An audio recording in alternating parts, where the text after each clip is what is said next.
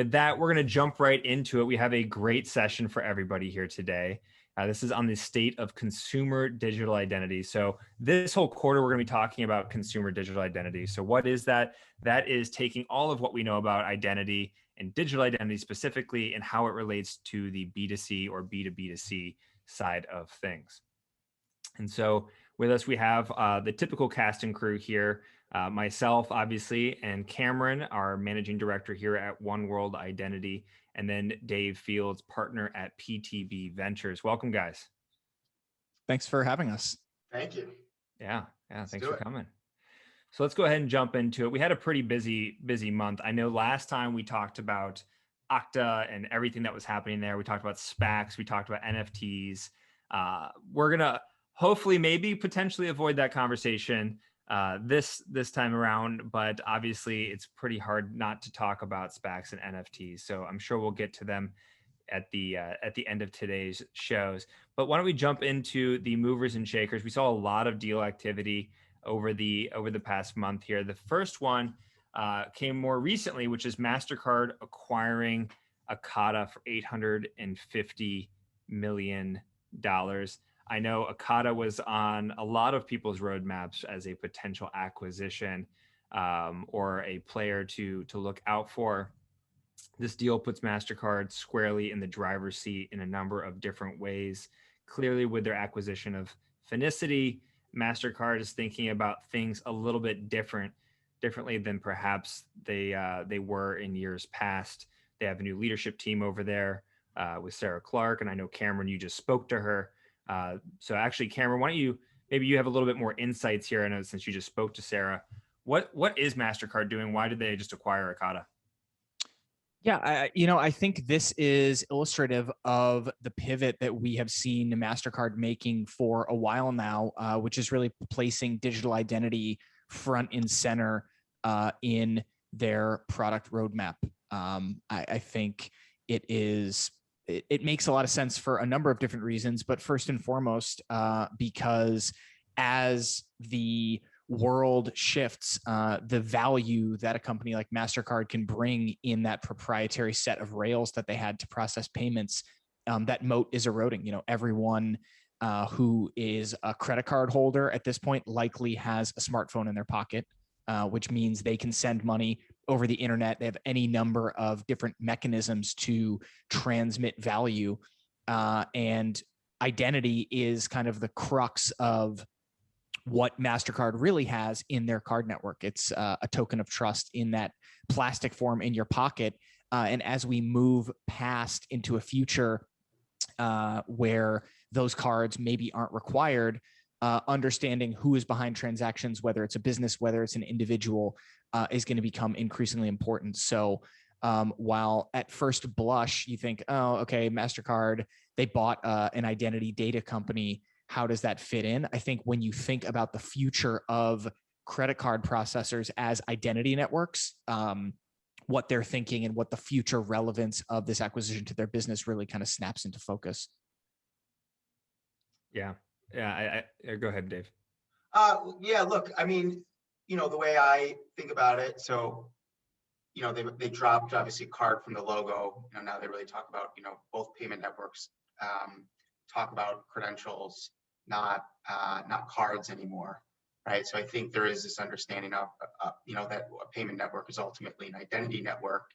And MasterCard wants to make sure that they have some in-house verification capability that they control.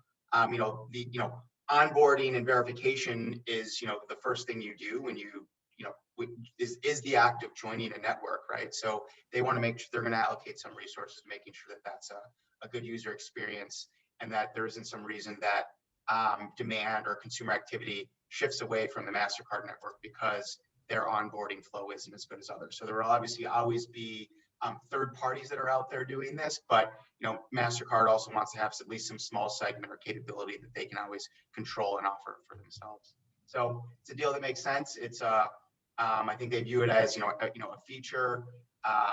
Obviously not necessarily. It's not a platform. It's a feature that they're going to offer that they want to control. So it makes sense to me. Yeah, and I think what's really to me, I mean, we think about, we obviously get to see a lot of companies and the data that they partner with, and Akata is usually one of those companies that sits within everybody's data partnership network. And so to me, this immediately gives MasterCard reach across the entire identity landscape in a pretty significant way. So it's going to be really, really interesting to see how they manage the Akata asset and how those partnerships continue going forward. I think it's a really big deal for Mastercard, and frankly, I think it's a good acquisition. Let's keep moving. I know we got a bunch of these here today. So Signified. All right, this is a company that I think everybody was looking at for the past year for a number of different reasons. They just announced a $205 million fundraising at, what is it, a $1.3 billion valuation. That is a spicy meatball. Cameron, I know you know these guys pretty well. What are your thoughts on this financing for Signified? I mean, I think it's validation that these sort of network anti-fraud solutions are here to stay, and I think you can take this as perhaps a signal that they have their sights set on maybe moving outside of just core e-commerce applications for this technology. Obviously, right now, they've really been focused on chargebacks in the e-commerce space. That is not a completely blue ocean market opportunity for them. There is a fair amount of competition from other platforms that do traditional anti-fraud, as well as companies that are competing right in their wheelhouse, which is that chargebacks piece. But I think this is a signal that they are going to look to expand and bring this technology to perhaps other verticals that are still struggling with different types of fraud. Yeah, I think the Signified here, I mean, the knowing the multiple on this, obviously it's there's growth in their future, right? That's very clear. The investors are betting on some growth here for Signified. I like the liability shift and chargeback prevention protection service. I think it's something that's a very strong and unique offering that a lot of the next generation fraud prevention companies aren't interested in providing, right? When we talk to a lot of these companies out there like Ravelin, right, they're pretty public that they don't believe in chargeback protection, and that they'd rather just have better AI and machine learning to prevent this stuff from happening in the first place. That makes Signified pretty unique in this market, and so I'm excited to see how they're going to continue to protect users. I think the SMB market's going to be very strong for them, but time will tell. That it's a big raise, and good luck to that team there. This is the other big raise that we saw, which is Verif. So a continuation of the identity verification trend, getting a lot of money just pouring into the IDV segment on the landscape, which we'll talk about here in a minute. Raised about $69 million. This is to grow. This is more about the global expansion of the business itself. I guess we'll go with you, Dave. Dave, what are your thoughts on the Verif fundraising? Look, I think it's a couple things. Certainly because of COVID, there was so much commerce activity that shifted to digital marketplaces, whether it was the sort of logistics platforms around grocery delivery, or just the general acceleration of everything now being bought online for the past year. There's obviously been a ton of increased demand for identity verification and onboarding solutions. And so the interesting, I think, thing to watch over the next 2 to 3 years is, that now puts a really tough comp out there that these guys are growth rate. And will that growth rate continue, or at what point does it start to kind of approach its limit? And do we start to see much more market saturation, which would probably be driven by, I think, a couple different things. One is just your general market penetration. Is all consumer demand effectively onboarded?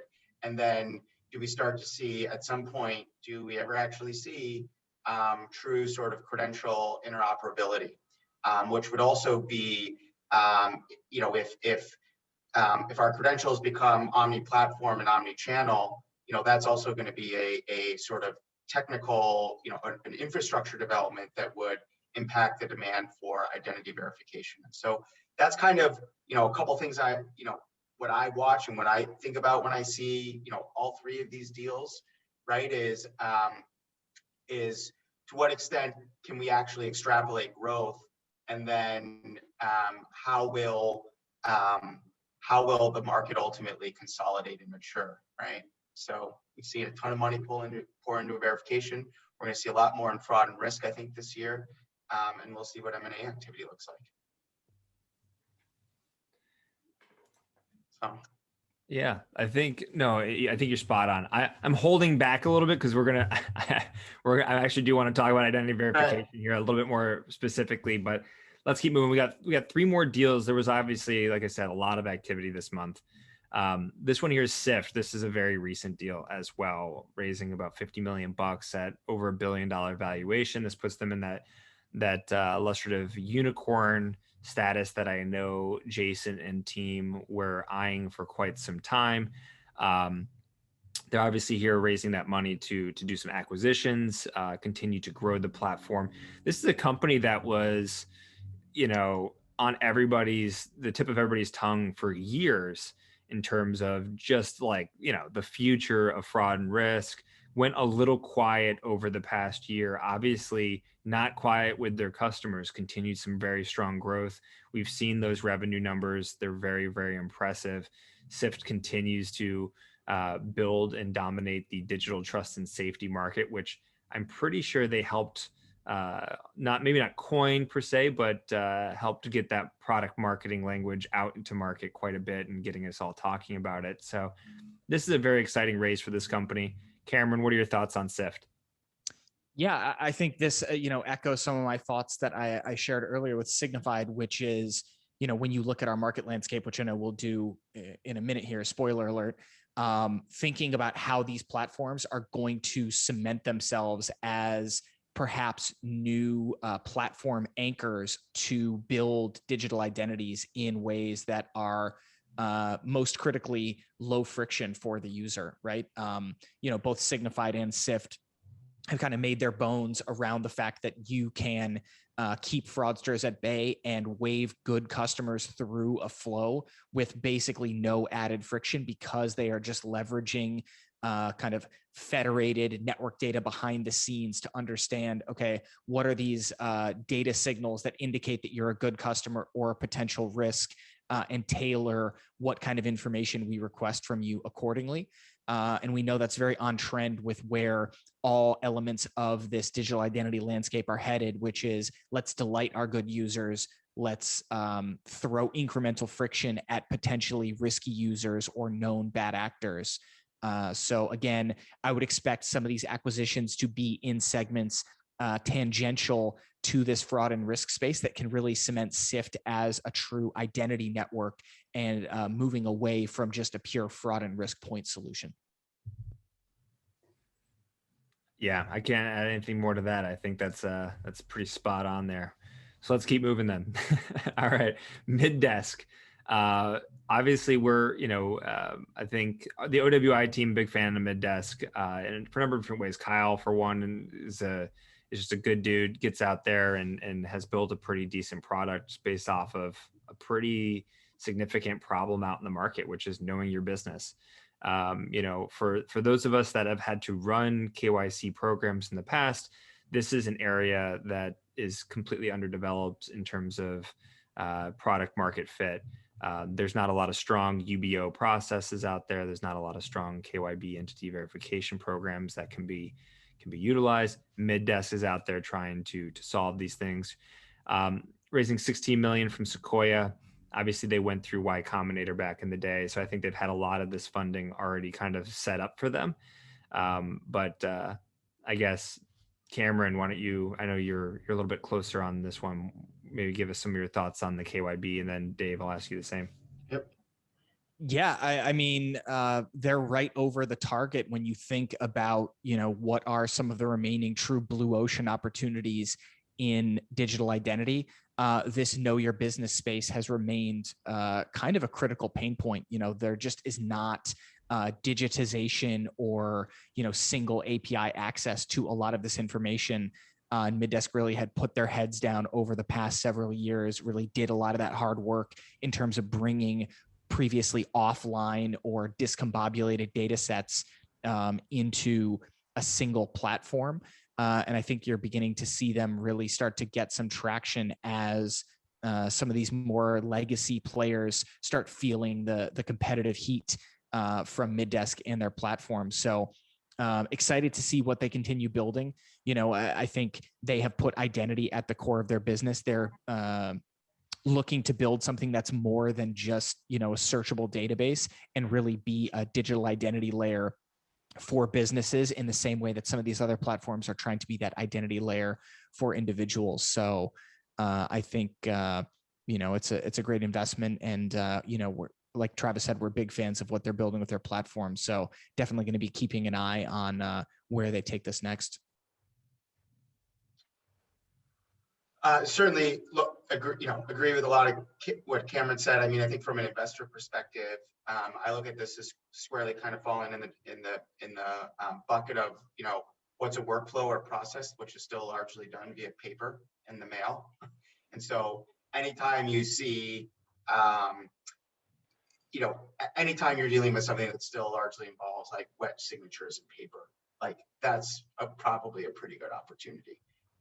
Because then what you're going to be competing with is a bunch of really fragmented providers and solutions. And if you can do something where you're digitizing a workflow, it's going to be an incredible, savings of time. I mean, the key thing then is to just, what is actually a headache where somebody's going to be going through a process with some repeatability where they're actually going to value switching to a new flow and actually look for a different solution. So that's kind of like my take. I mean, look, being on the board of several of the startups I've invested in, like every time we go through opening a bank account, it's just an incredible pain in the ass, particularly for anybody who does anything, abroad or in an international context. I can't tell you how many times I've had to go to UPS to get something notarized. It's really like obnoxious, and I can't stand it. And, I'm glad that somebody is starting the work of just making things like know your business, ultimate beneficial ownership, just starting to streamline and digitize those workflows. I think that's as a consumer in that context, I'm happy to see somebody like this getting out there. Wow, the Dave Field stamp of approval.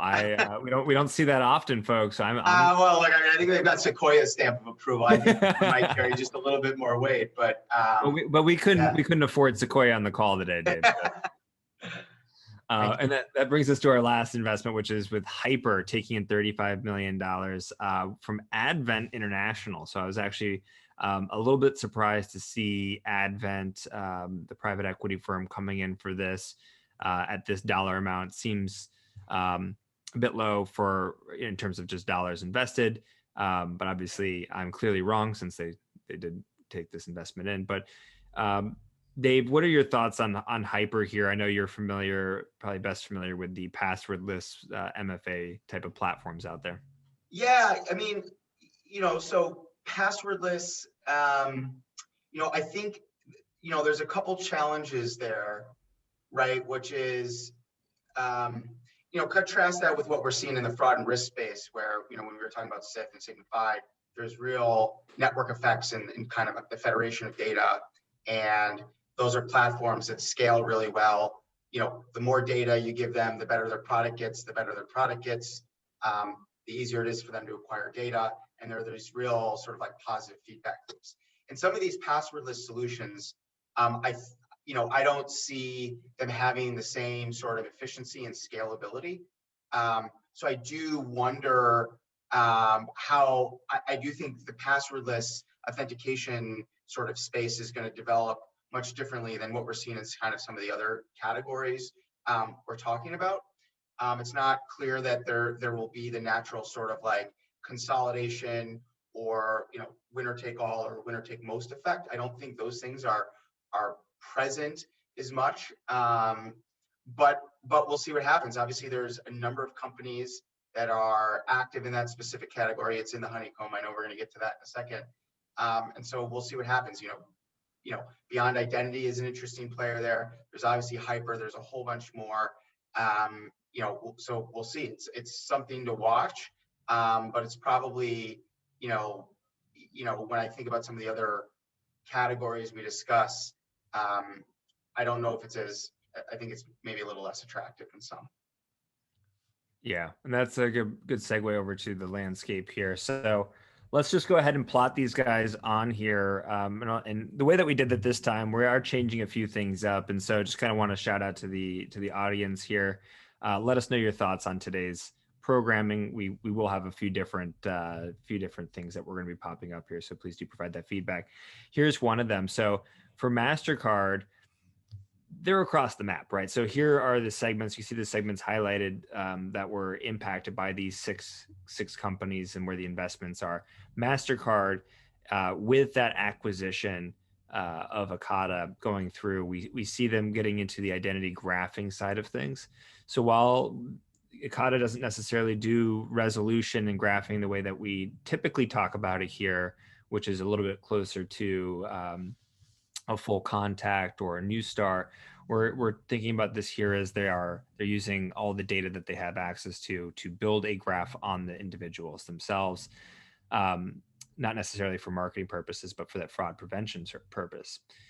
And they also have now this access to large data aggregation. That's another thing that Ekata had in droves. That's why they had the value they had. But additionally, you can see that they're now in these other markets. They have mobile identity and device intelligence data brought on from Ekata. The fraud prevention and risk management suite that Ekata had was quite powerful, giving MasterCard a pretty significant edge in that side of things. And then coupled in with the KYC and identity verification components that was already being developed and built out by the MasterCard team. So this puts them squarely across a number of very strong tangential segments. Again, really good acquisition from the MasterCard team on the landscape. Looking at Signified here, we put them squarely in that fraud prevention and risk management bucket. Of course, with this fundraise, they're going to have to do something unique, the way that obviously Cameron was talking about. Here, they're going to have to think about something unique here. We could see them extending out in any direction. I personally think that they could probably be extending out upwards. So the customer IAM, the UEBA, the behavioral biometric side of things, that's an area that I think they could be probably successful with, especially with their customer base. And then we have Verif. We have them under the identity verification and identity proofing side of things. I'll actually pause here. Cameron, any thoughts on Verif, on where they could potentially move here? Yeah, I mean, I think in thinking about where the dollars and cents are, it's unfortunate that in some ways the digital identity often gets pigeonholed into like a pure regulatory compliance play. But that being said, the lifetime value of those customers remains tremendously high. So I wouldn't be shocked to see them trying to eat more of that KYC and entity verification layer. I also think putting a Spaniard lisp here. I also think that mobile identity and device intelligence really a natural fit. I think to Dave's point, in terms of thinking about how these platforms are going to establish portable identities and what this segment is going to look like in the future, the device is really the best analog that we have, for our digital selves. Your smartphone realistically never leaves your side. The velocity of those signals coming off that mobile device in terms of its connection to you, the physical individual, are really tremendous.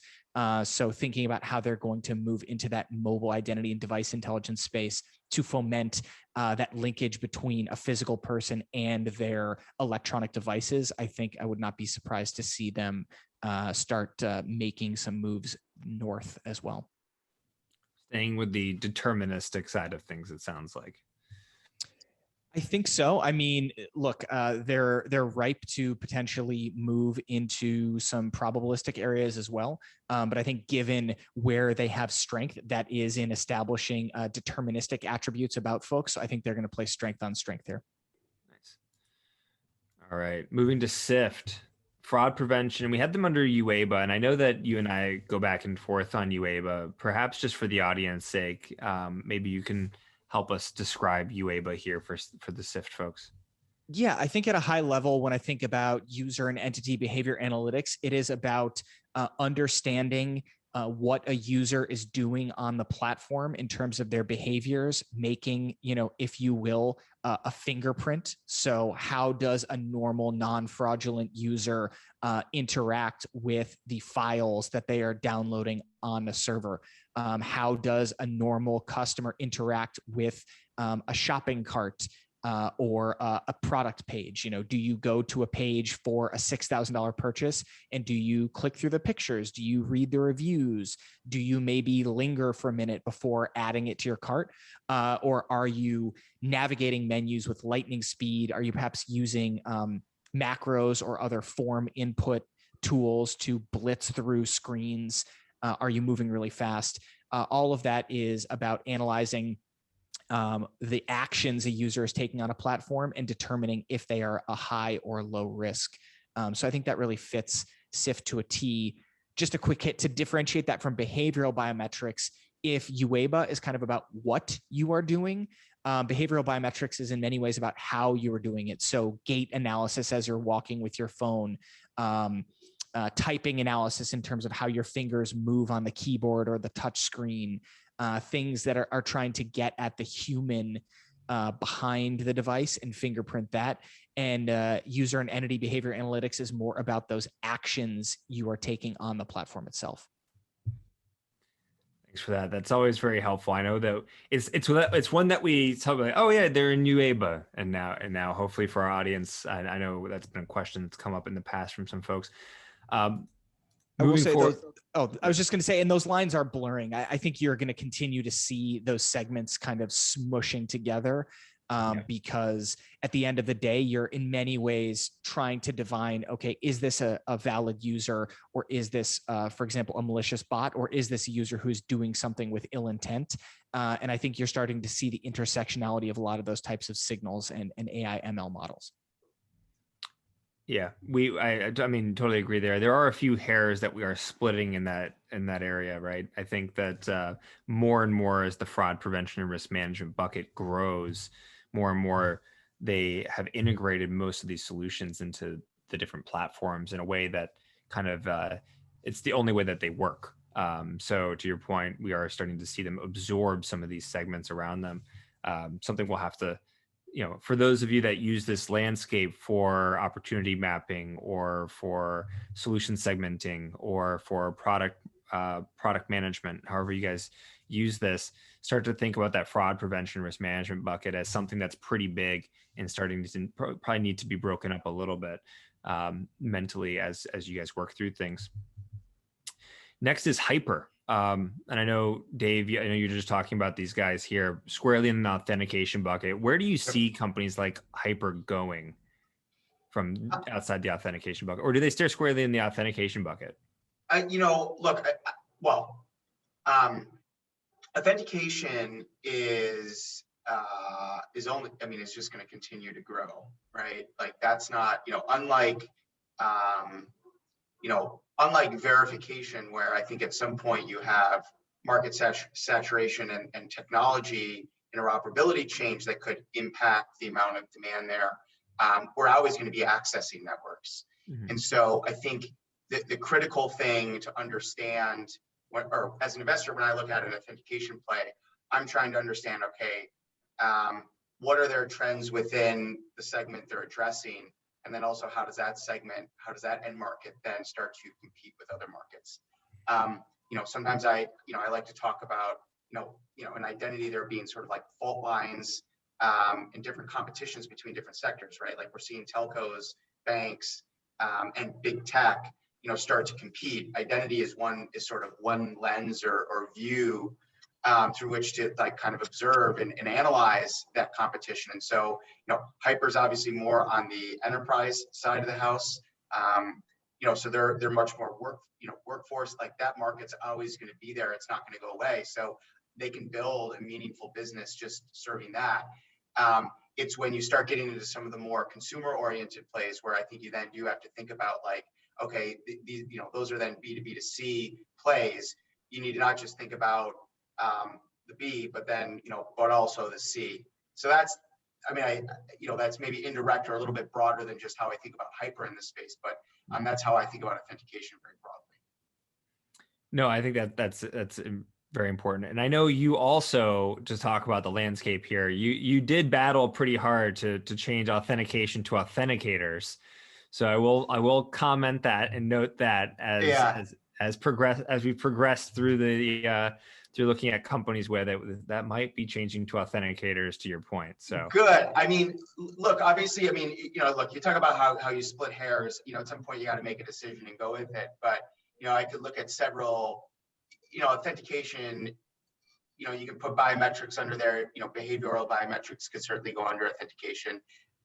Then there's all the different methods, there's different, you can make a lot of arguments for how you depict that. So, yeah.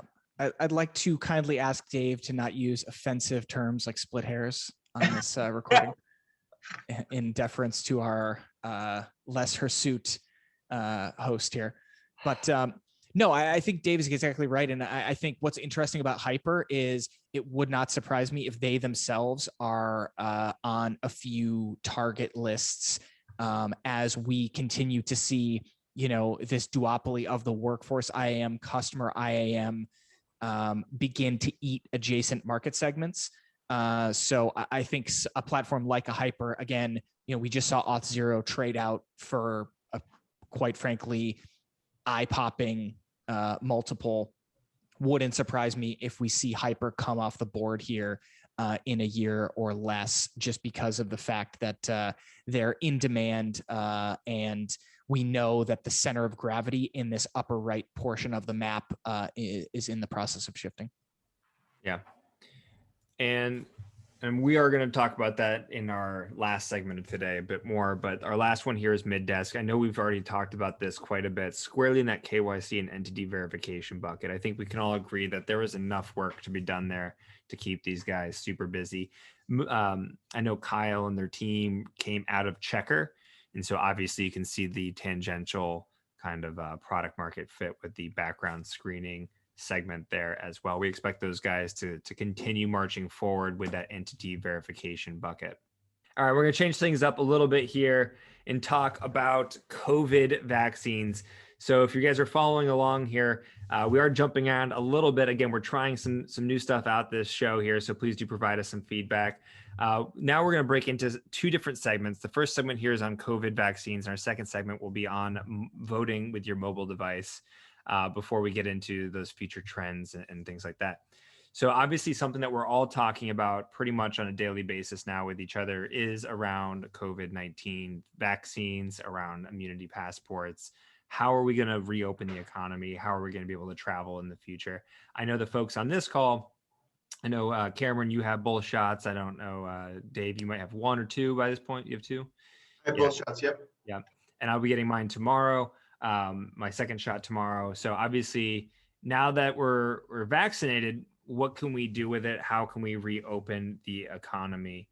So just really quickly, we're not the only ones getting the vaccine here. You can see that the number of folks this is by percentage of population, are increasing quite dramatically. Here in New York City, roughly 32% of our population, or this is New York State, excuse me, is about 32% fully vaccinated, with the total population of the United States here around 28.9%.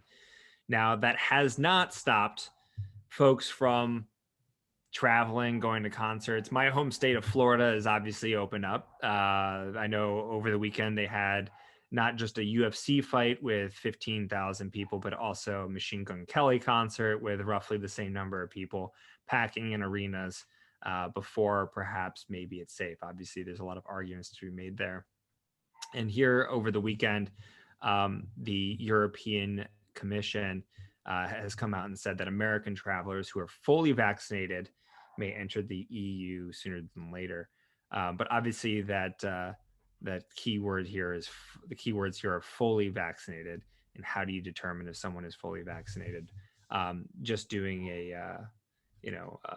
the tests and self-attestations for traveling today hasn't been ultra successful as COVID continues to spread from state to state through travel. So with that, I know Cameron, you had a chance to actually sit down with Blake Hall over the past couple weeks here, and that's a recorded segment. So for folks listening to this, if you want to check out the full segment, you can definitely do that. It'll be on the website afterwards. But Cameron, you sat down with Blake, and we have a video clip here, but just really quickly, tell us about the conversation. What was, what is Blake Hall and the IDME team doing for the COVID vaccines and the passports? Yeah. So, always great to connect with Blake, and we've been, partnering with IDMe since really OWI's inception almost 5 years ago. And it's been tremendous to see them, essentially hit unicorn status here. And really dove into a bunch of different things, what they're doing with the IDMe platform now, how they're supporting governments in a time of COVID across the country in terms of administering things like unemployment benefits and other aspects. But what I also wanted to get his take on was, what are his thoughts around kind of some of the ethical questions around vaccine passports? How can they be implemented in a privacy preserving way? And do we think this is something that we need, as a nation to kind of help get back on the horse, so to speak, when it comes to moving to a post-COVID environment? So definitely check out the full conversation. This is just an excerpt, but roll that beautiful bean footage. What are your thoughts on some of the talk that's been going on from the Biden administration about vaccine passports and where digital identity can be helpful and how we can build, privacy preserving possibilities for doing something like proving a vaccination status? Sure. I think there's a lot of healthcare records that should absolutely be private, lab results and what prescription drugs you're on, everything else.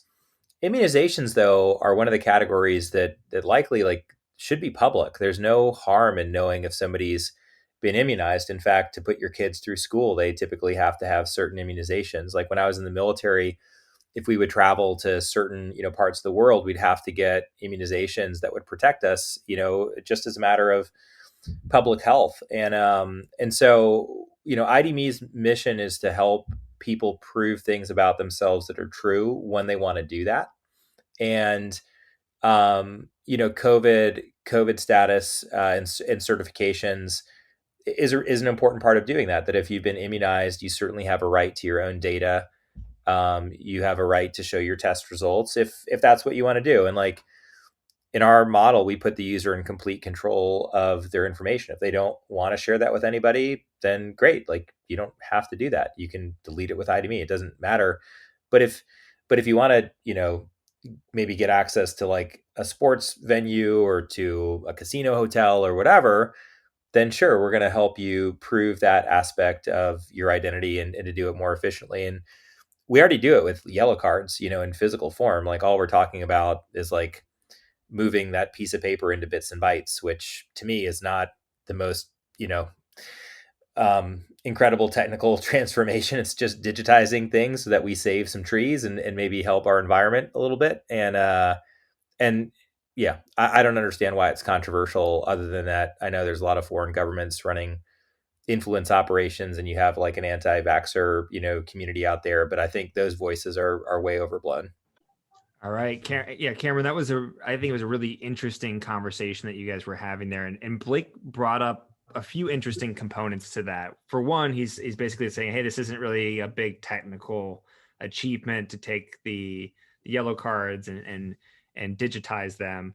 I think that's one big key takeaway for me. And then two, he talked about a little bit of the, he said hey, maybe these should be public record. What were your thoughts on first off the conversation around the yellow card program and digitizing it, and then also, do you feel like we're at this stage now where companies like IDMe can really support a rollout of these immunization passports?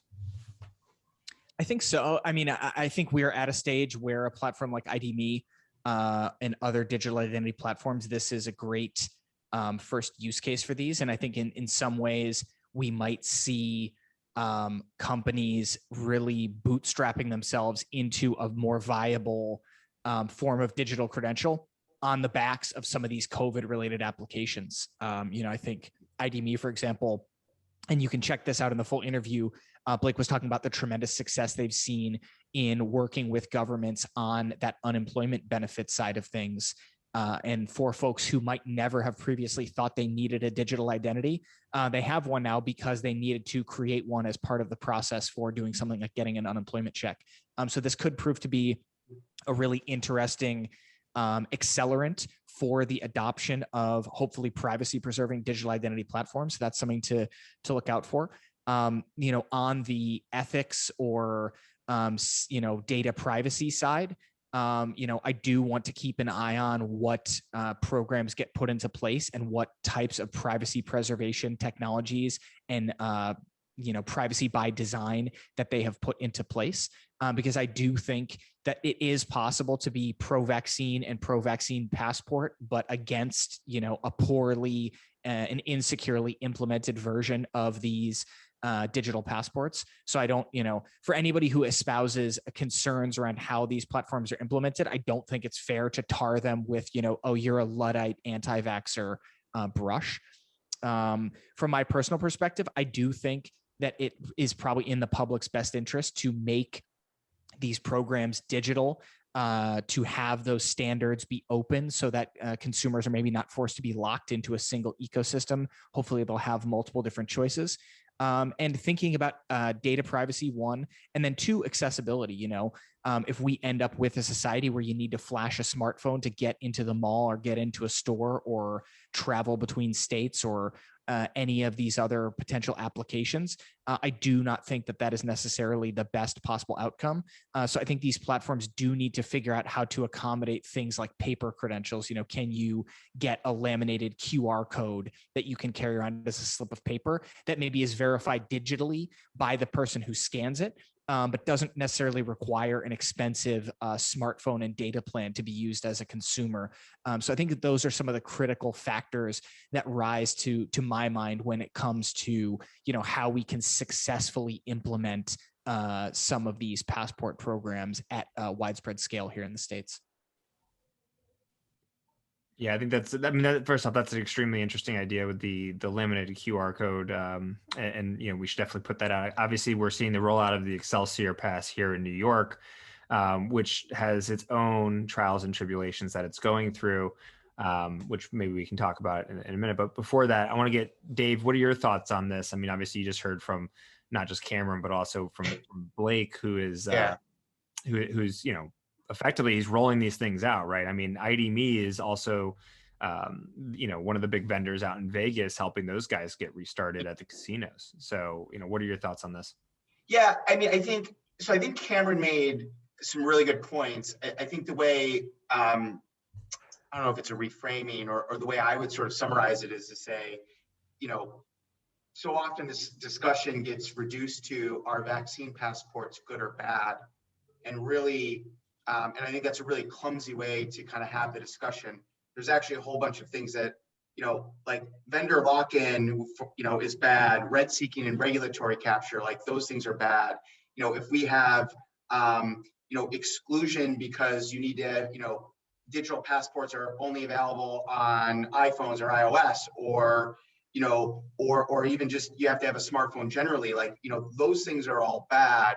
So there's certain implementations, there's certain market structures that like we want to avoid. And I think we need to have the conversation much more nuanced. We also need to think about what's actually like the scale of fraud. I mean, I know we've seen these, there's articles go around about, people buying the vaccine cards on eBay and like these lots of 100 or whatever and things like that. But it's like, look, if there's 1,000 fraudulent vaccine passports out there, vaccine cards out there, out of over 100 million people that have 200, approaching 200 million people that will probably be vaccinated in the United States. If there's that many fraudulent cards, like who cares? Like, why do we need to now create this incredibly elegant digital identity solution? What we actually have right now is probably just good enough, just doing things with paper. And if we added a QR code just to add a little bit of fraud protection to that, sort of physical token, like fine, so be it. I'm also now recognize that now advocating for paper runs entirely counter to what I was saying earlier in the show about know your business. So like, yes, yes, there is like a contradiction there. But like what I would say is in this instance, like, we need everybody to be able to use this and use this very easily. And in this situation, actually having a paper card for navigating physical spaces, which is largely what we're talking about, right? Like physical ID in physical spaces, like that's a solution that for me works just fine. And I think it works just fine for everyone. Like everybody's comfortable with that. So like, I think that's an acceptable solution. I don't know that this needs to be a digital wallet or something that really needs to involve, blockchain or, which is something that we've seen. Like we've seen, a blockchain consortium come together to say we can do these passes. And I don't know that this serves either the self-sovereign identity community well, nor does it serve the sort of, vaccine passport community well. Yeah, and I would just say here to your comment about being kind of counter argument, right? You're creating kind of a counter argument for yourself. I don't think that's actually the case here, because the whole and the reason why we're focusing on consumer digital identity right now is because it's kind of, to most part, of do we need to do this? Why do we need to do this? When do we need to do this? Right? All of those types of big questions right now are kind of very important to answer. And I think one of the things that Cameron and I come across quite often with not just our clients, but with other folks that we get to engage with is the realization that they have when they go, oh, this isn't a technology problem, this is a people problem, right? And trying to understand, how do we solve people problems? It's a lot different than technology problems. I do think that there are a lot of really good reasons why we should have an ID.me solution for a digital credential that tracks your immunizations if you want it, right? Just like if you want to have a mobile driver's license, just like if you want to have, XYZ, whatever the credential is that you want to have to be able to prove to somebody else digitally, I definitely think that's the way to go. I don't know if you guys on the call here, and I know we do have to keep moving here, but have done the have used the Excelsior Pass yet, or downloaded it or played with it yet. But long story short, what it is, how it works is you put in some information about yourself. Then we'll ask you some questions, which are your KBA questions. And then it will pull in from the Department of Health in the state and say, what have you done recently? If it's a test, if it's COVID test, I think it lasts like 2 or 3 days.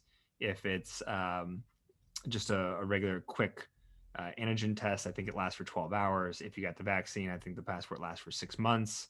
And then you have to refresh it every time one of those attributes expires. I was just curious to know your thoughts on that type of approach, Dave. I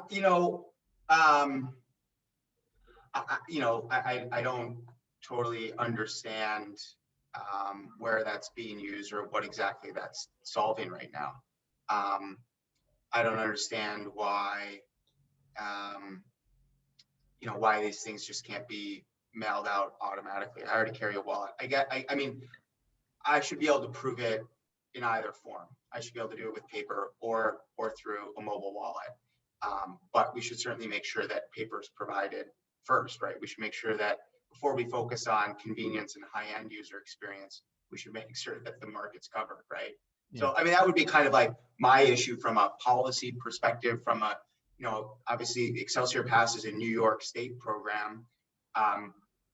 Like I would like to just have that vaccine card be functional everywhere. Like now we're going to end up with all these different solutions in 50 different states. Like I want to travel and go to live music again. Like I don't just want a New York solution. I want a solution that works nationally.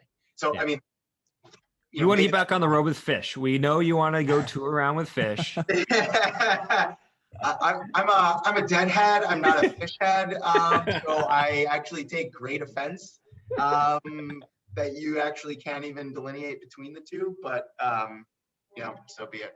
So be it. Yeah. Well, let's move on here. I think, would love everybody else's opinion on the call here. Please do drop your comments and email some of your thoughts on immunization passports, because the next topic we want to talk about is probably even more politically charged. And this is voting.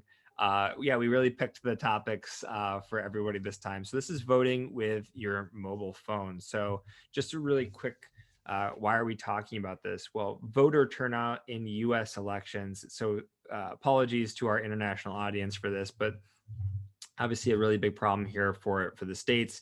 Voter turnout has been quite historically low. In 2016, you can see for our presidential election, it was about 60% of the eligible voters actually went and voted at the polls. Our midterm elections are even worse than that. In 2018, that was about 49%. And if you guys recall, from 2008 through current, I would say the political spectrums have probably gotten a bit more polarizing. And I think that folks have found more reasons internally to go out and vote, or at least that's what we would make assumptions. But as here you can see in the numbers, that has not been the case. Now, I would call out in the 2020 election, we did see a rise in voting.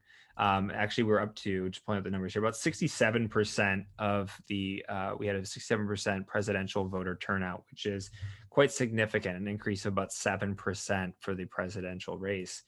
Now, why was that? Well, I think a lot of that, and this was during a pandemic, of course, a lot of that happened to be around mail-in voting, right? A lot of us had the opportunity to vote by mail, which of course allowed a lot more voters that couldn't find time for the polls, or maybe couldn't take off work historically, right? It's not a day off for most people here in the country. It is at OWI.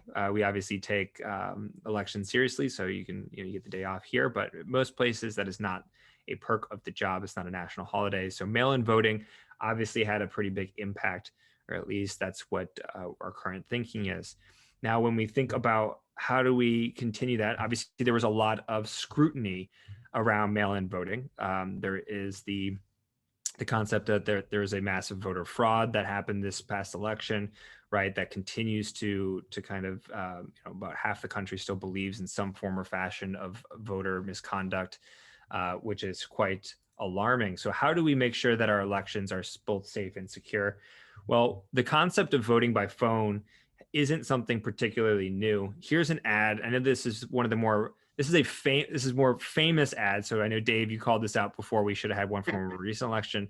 But this is one that really caught a lot of people's attention around misinformation in the 2016 election. This is a call to vote from home. This ad was specifically targeting Black and Latino voters that could potentially be Hillary fans or Hillary voters in the 2016 election. Of course, in this country, you cannot vote by your phone in the national election. So obviously the folks that did vote by their phone here, their vote did not get counted. Now, that's just one example of a lot of reasons why people are a bit skeptical about the concept of mail-in voting, as well as voting via their mobile device. But I think that sentiment has been shifting. And I know recently we had Lee on the phone with Cameron talking from the Text to Vote crew. Cameron, why don't you talk about your conversation with Lee for us?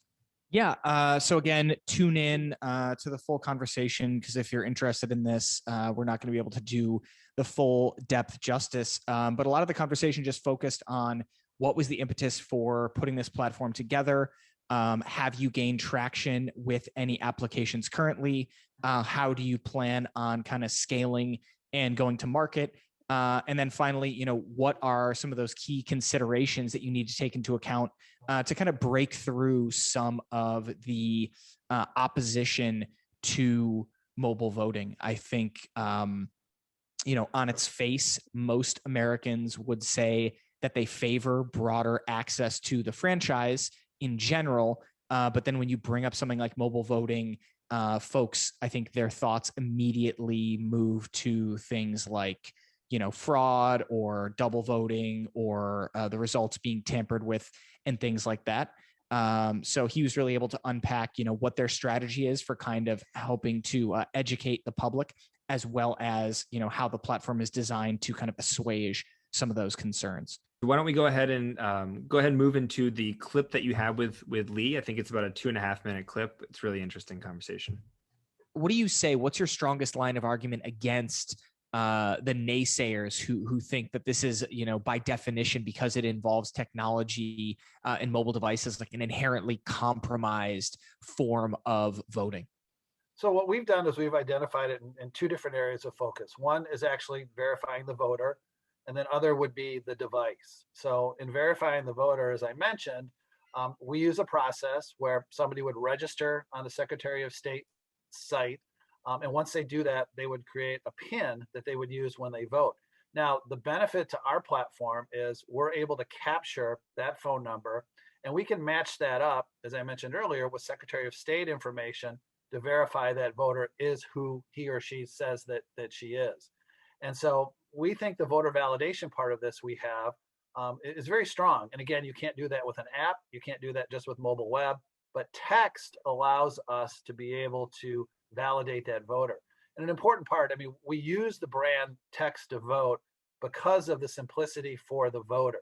So it's as simple as texting in your county or your local jurisdiction to vote, which is our brand, and then you're able to start the process. And then the other part of this is actually using the device and making sure that's as secure as possible. So we partnered up with a company called Dispersive Networks. And Dispersive Networks is I don't want to use this phrase, but it's a military grade encryption company. And very high level, what they do is once the ballot goes from the phone to the jurisdiction, we break it up and send it along multiple paths. So it might be through Amazon, Microsoft, the wireless carriers, but it's broken up in a whole bunch of pieces. And then it comes back together when it gets to the jurisdiction. So what's important about that is somebody would actually have to hack all three of those entities to get to that ballot. And our process is one vote, one phone. So it'd have to be done on an individual basis. And then it's also important, Cameron, so we're doing ballot marking. We're actually not doing tabulation. So what would happen is once that ballot arrives at the jurisdiction, then they would use their normal tabulating equipment from an ES&S, a Dominion, a Hart, anybody that they've contracted with, and they would do the tabulation there. So, this is all about just mitigating the risk and doing everything we can. Nothing is perfect, as you know, anything can happen. But we think that by, again, identifying the device and the voter, and then also just breaking it out where we have as much security as possible, we think we've got something.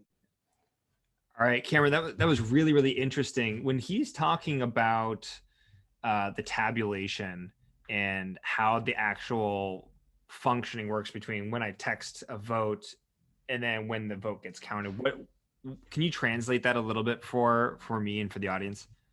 Yeah. So again, my understanding of it is specifically that this is not a replacement of traditional vote tabulation systems. So it's not as if when you vote by mobile phone, their platform then tells the state of New York, okay, Biden got this many votes and Trump got this many votes, and that's it.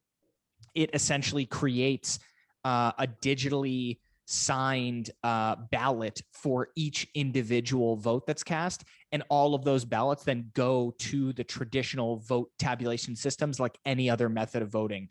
So it doesn't abstract away that tabulation layer as well. There's a full and complete audit trail, just like if you vote digitally on a digital touchscreen system, for example, then those votes get stored and then they get all counted up later.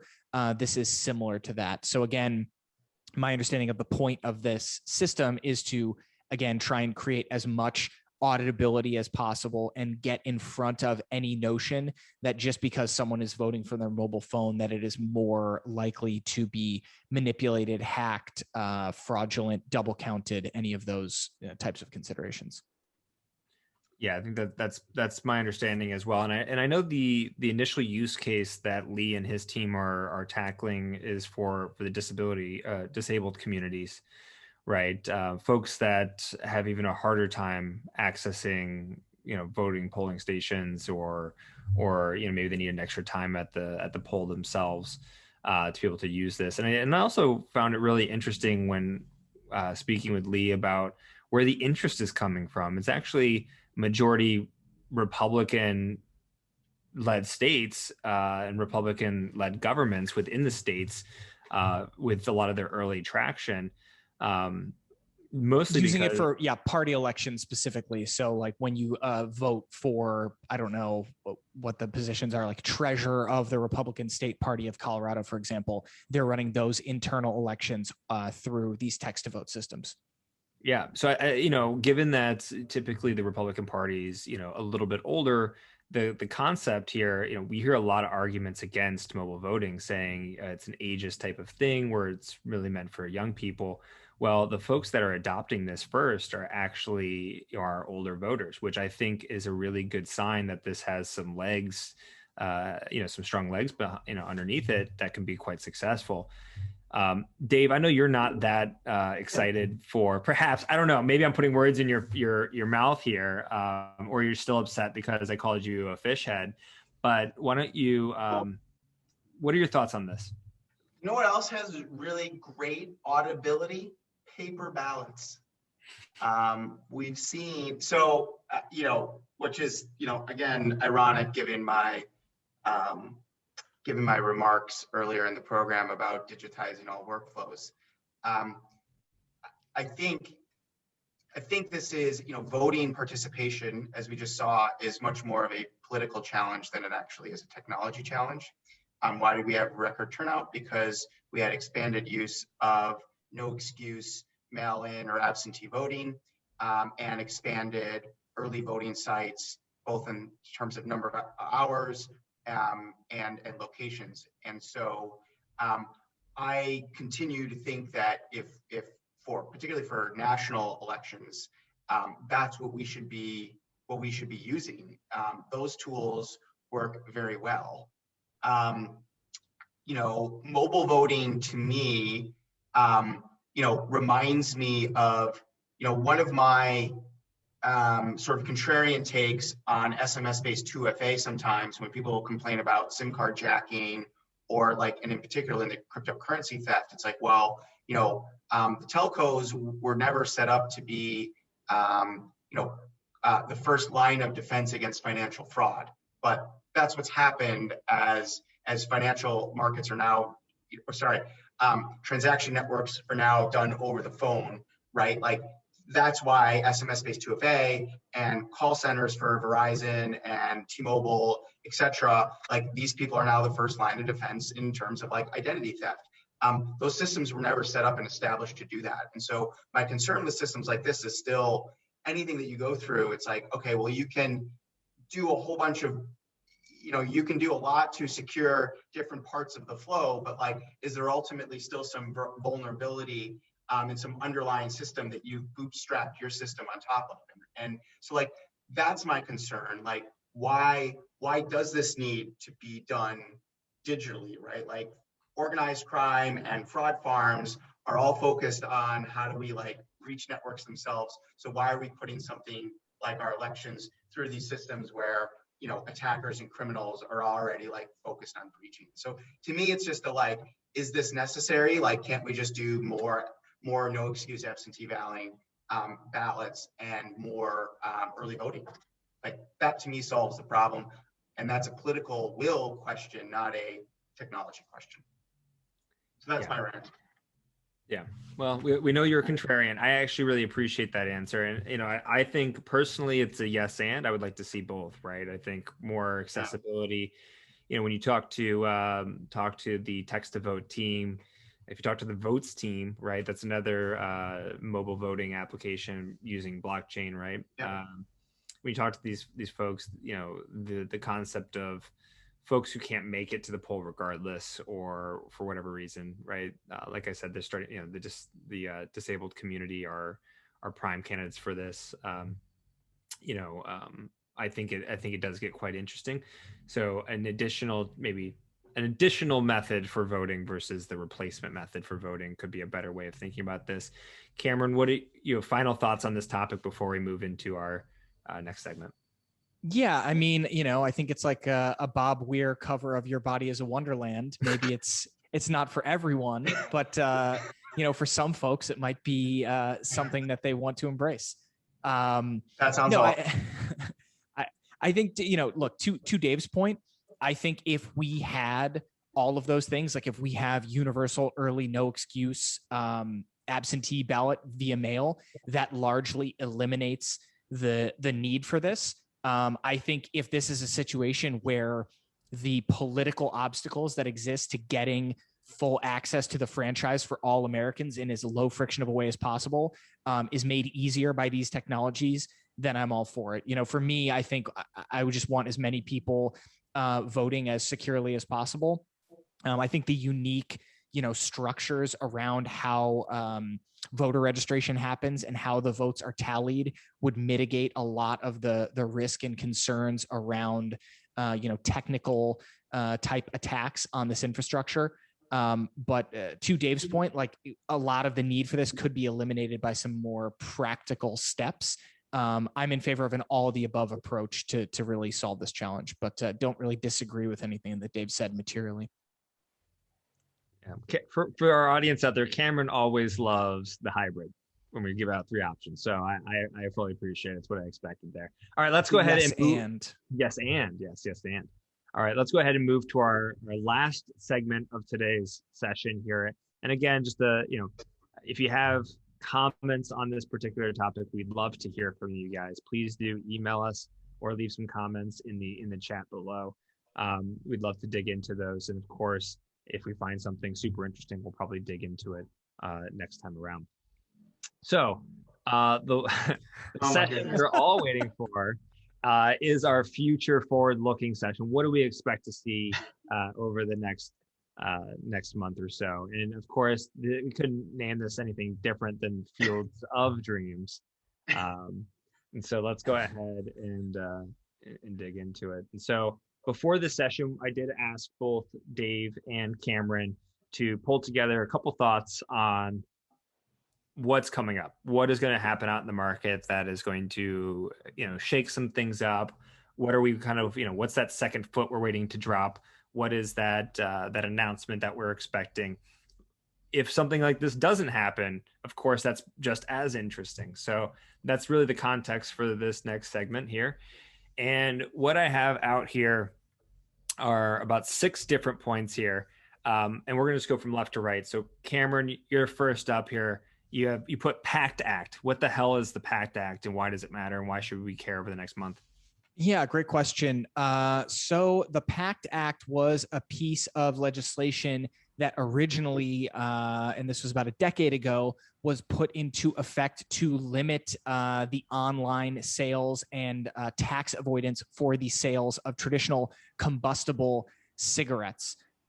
This has now been expanded and gone into effect, I believe, as of this week to encompass electronic cigarettes, in the legal jargon, electronic nicotine delivery systems, for all you acronym heads out there.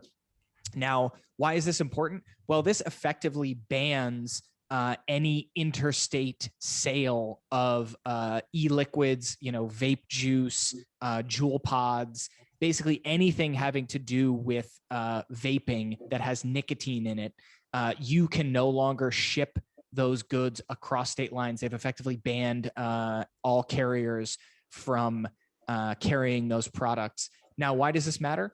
From an identity perspective, there was a pretty strong amount of business being generated by the companies in this space and those online sales platforms in the age verification identity business. So platforms that are able to do IDV and or age verification for these types of customers, they are going to be facing a bit of a hole when it comes to their business because most of these kind of vaping platforms are just shuttering because they can no longer ship across state lines.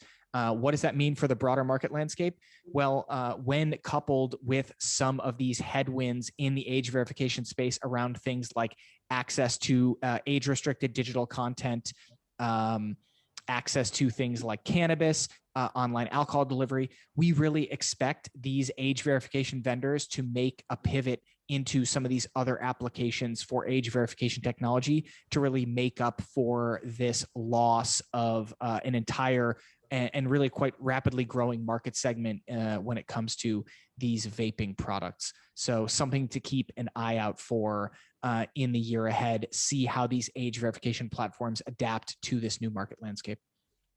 Yeah, thanks, Cameron. I think this will be very, very, very interesting. I know that there's already some alternative shipping methods that are being created. There's, like you said, there's a handful of pivots happening right now. Really an interesting thing to watch out for. And like you mentioned, I think that does go into effect this week here or before the end of April. I can't remember the exact date. All right, Dave, you put down here AI facial recognition in the EU. Why should we care? What's going on there? Yeah, so the EU is writing, I think just came out with their first draft legislation on how to regulate artificial intelligence. I think there's a specific section in there on the use of facial recognition where it's banned in certain applications or uses, like building a surveillance system or, a warrantless surveillance system is, banned.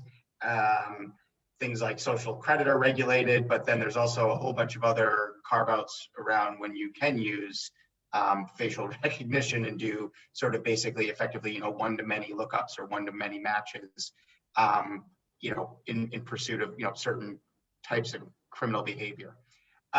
So I think it's something to watch, largely because it's going to affect the market, both as an investor. It'll be interesting to see how that affects the European sort of startup ecosystem.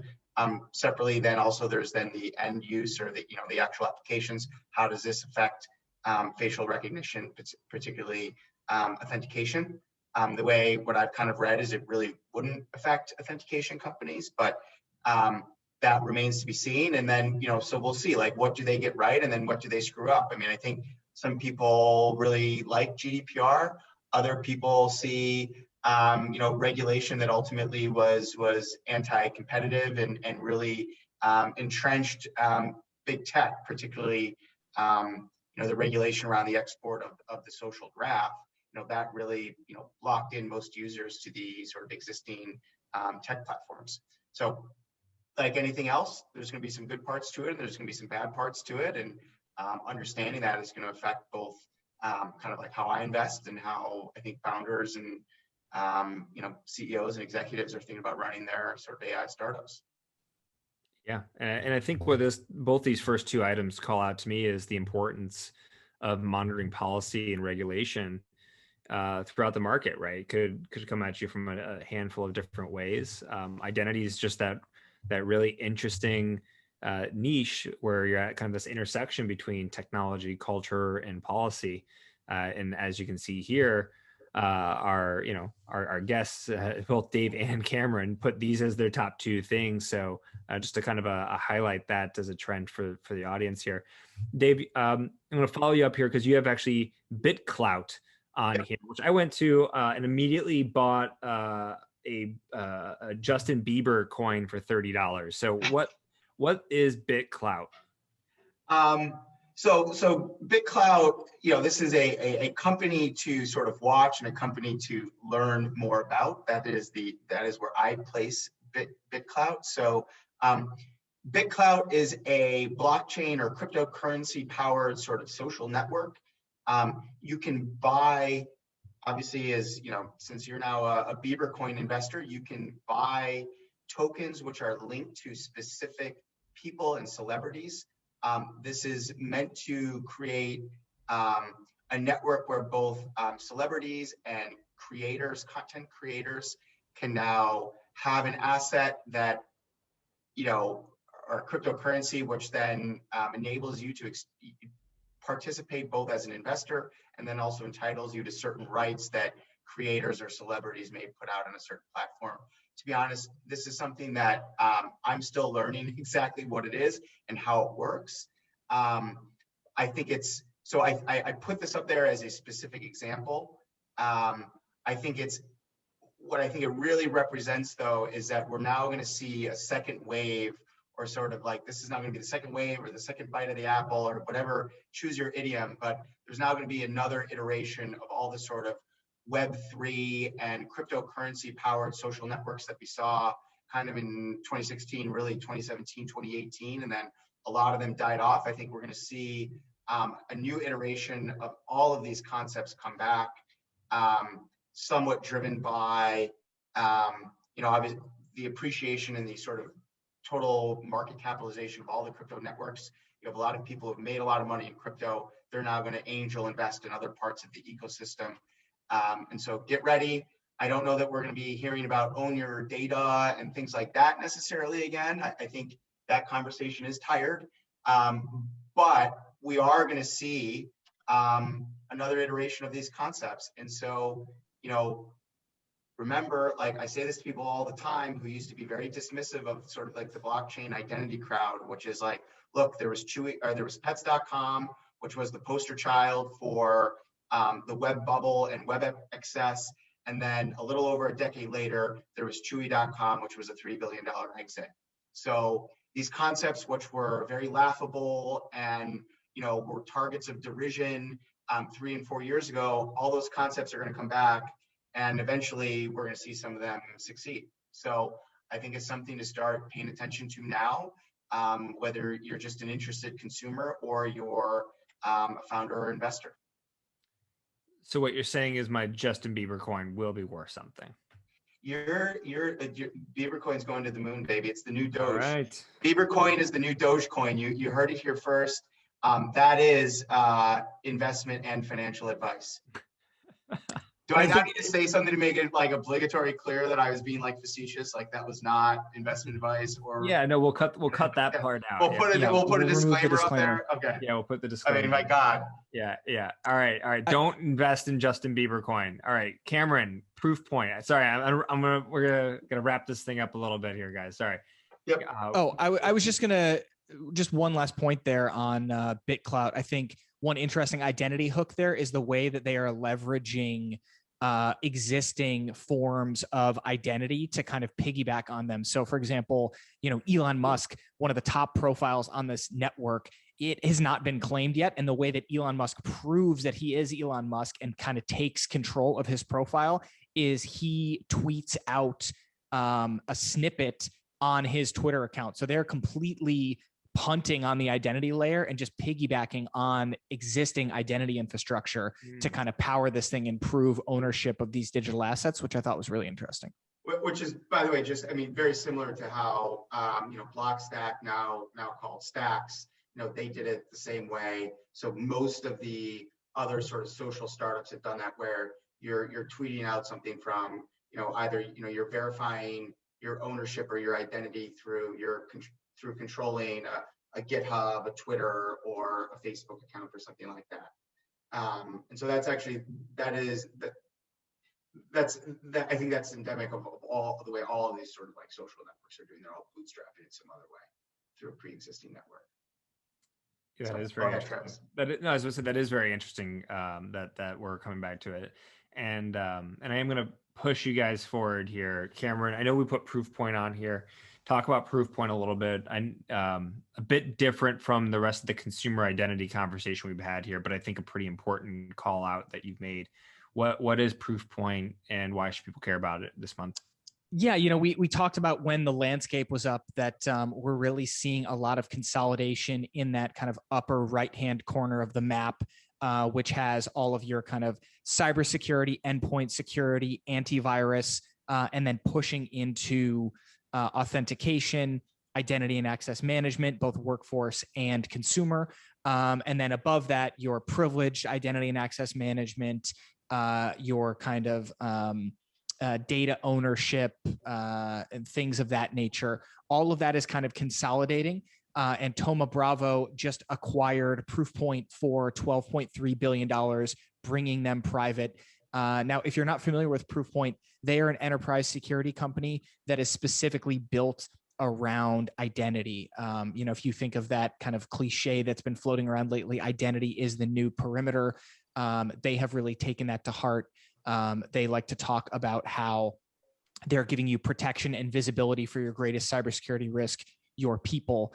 So I think this acquisition by Thoma Bravo is further validation of this notion that identity is the new perimeter, and that we expect to see further consolidation and acquisitions with identity at the heart when it comes to this kind of cybersecurity adjacent portion of our market map. Yeah, I think it's a great call out. And I know back in 2018, we wrote a research report called Identity is the New Perimeter. In that report, we kind of called out a lot of these trends. And I believe we did actually point out Proofpoint as an interesting example here that could potentially be a leader in this space. Clearly, we're seeing those moves. Thoma Bravo is not new to the space. They've made a lot of acquisitions. They put a lot of bets into motion. They've made a tremendous amount of money in the identity realm. So I think this is a really good example of how that top right area of our landscape, as you rightly pointed out, is shifting. Which actually takes me to my last two here, which are Passbase and ForgeRock. These are companies I'm interested to see what happens next with. Identity verification, as if you've been following now for the past couple sessions over the course of this year, identity verification has been a pretty critical component to our those discussions, because a lot of money is moving into it. We're seeing a lot of interest. We're seeing identity verification being kind of a requirement for more use cases than previously thought. Passbase is one of the new up and coming identity verification platforms out there, similar to Verif, Persona, Mati, and the like. These guys haven't raised their next round of financing yet. So I am expecting to see something from the Passbase guys here on how they're going to defend and compete with those others who have announced rounds in the last 6 to 9 months. What are these guys going to be able to do? Because I think their solution is actually pretty slick. And then for ForgeRock, just kind of scooting ahead here, ForgeRock, again, looking at what we talked about last month with Okta and that acquisition with Auth0. And we called out at the time Ping. We said, how is Ping going to respond to Okta? So far, they haven't made any significant strides in response. But from both their share price as well as the kind of the insider conversation, they probably didn't need to. It looks like they're on a good track. ForgeRock, they changed out CEOs a couple years ago. They've been making a lot of really great changes. I think they found their niche. We're expecting to see something from ForgeRock this year.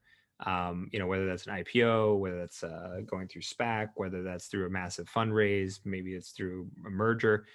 Something will happen there with ForgeRock. So we're keeping our eyes peeled on what happens with both Passbase and ForgeRock. Any other commentary or thoughts from Cameron or from Dave? No, I think you did a pretty good job of summing it up. I think, again, really excited to see what happens around this IAM portion of the map. I think Okta splashing the pot in some ways was a warning shot across the bow of some of these other players, whether it's ForgeRock, whether it's Ping, that they're going to need to make some moves here. So curious to see what shakes out in the next 6 to 12 months. Cool. All right. And with that, I'm going to open it up to you guys just really quickly in 30 seconds or less, because Kristen will actually boot us. In 30 seconds or less from each of you, just one final thought on consumer digital identity as it stands here in April 2021. So I guess, Dave, do you want to kick us off? Yeah, I mean, I guess, what I was starting to think about is what's going to be the total capital inflow to identity verification this year. Like, will we cross the $1 billion mark? I mean, I think we're probably almost halfway there already. To me, that's just wow. Like, that we could even, we're probably already at about $500 million of deal value, of hard dollars being invested. The market cap is going to be, several multiples of that. But we've already had 3 9-figure rounds this year, and some other ones that are pretty chunky in the 8 figures. So it's not hard to see that you could have $1 billion of investor capital go into identity verification this year. Wow. Yeah, Cameron, what are your final thoughts? Final thoughts. I think, let's see how this impact of COVID-19 really ends up maybe being a true inflection point for the digital identity industry. I think to Dave's point, you've already seen, I think, a strong impact to this demand for identity verification and all these tremendous capital inflows into that sector in particular because of, in no small part, COVID-19 and demand for remote identity. And I think you're going to continue to see the ripples from this radiating out. I think there's a direct tie to the spike in e-commerce volumes that we've seen and some of the big fundraising rounds that we mentioned with both SIFT and with Signified. And I think the identity and access management piece and this COVID-19 transition to kind of the new office, whatever shape that might take, where it's this blend of in-person and remote work, identity and access management really at the heart of being able to make that transition. Also, I think a tremendous COVID-19 impact there as well. So when we look back a year or two from now, I think we are going to maybe see COVID-19 as one of the key determinants of who the winners and losers across the identity landscape were, and maybe an interesting lens through which to keep thinking about some of these deals that we see. Yeah, I think so as well. So with that, guys, really appreciate both of your time. I think this was a really great session, breaking down a lot of things. We broke down not just the 6 big deals that we saw over the last month, but also 2 really interesting conversation pieces around vaccination passports and texting, text to vote. And then, of course, what our Fields of Dreams segment is all about, which is those future projections